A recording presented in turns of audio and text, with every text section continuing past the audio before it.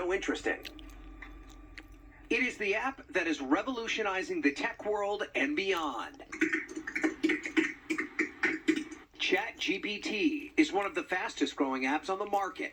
It's AI assistant helping users solve problems both big and small, and leading investors to dream of the wild and lucrative possibilities of artificial intelligence. They're spending tens of billions of dollars every few months in order to make artificial intelligence really happen and become mainstream. But its parent company OpenAI's rapid growth, the subsequent injection of investor cash from several different sources, coupled with co-founder Sam Altman's desire to make the company a for-profit entity, has led his former partner Elon Musk to revolt.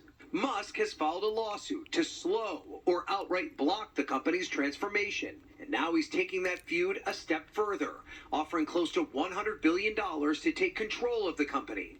A bid Altman didn't ask for and immediately rejected. No thank you, but we'll buy Twitter for $9.74 billion. A subtle shot at Musk, who bought the social media platform for $44 billion.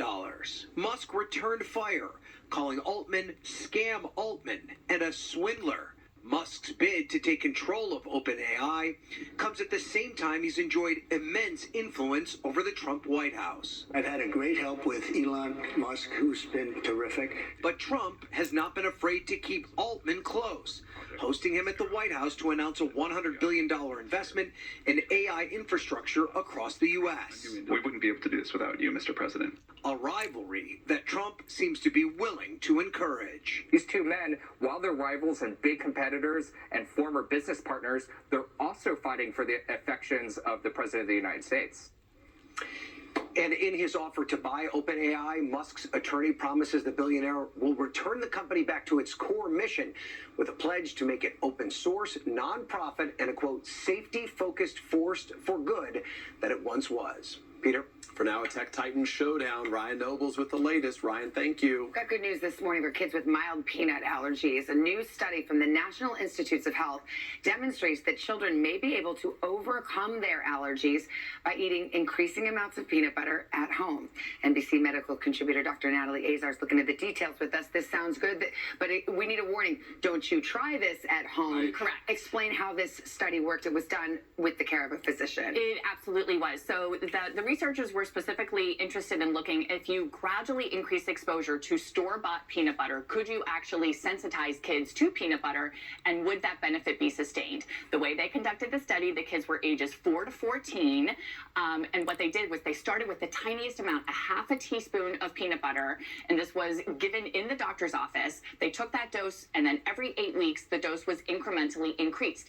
Each time the dose was increased, they did it in the doctor's office, but then the rest of the time, they were basically microdosing at home with over-the-counter store-bought peanut butter. But these were people with mild allergies, Exactly. not one where you like go in and there was a peanut there and they go into 100%. shock. Yeah. So they defined a mild peanut allergy as being able to tolerate half of a peanut. 1 to 2% of adults and children in this country have a peanut allergy, but kids who have mild, 800,000 of them. So this is could you imagine this? And they're hoping to extrapolate this to other foods, obviously, in the future. And the best part about this was that at the end of the study period, these kids were able to tolerate the equivalent of 3 tablespoons of peanut butter.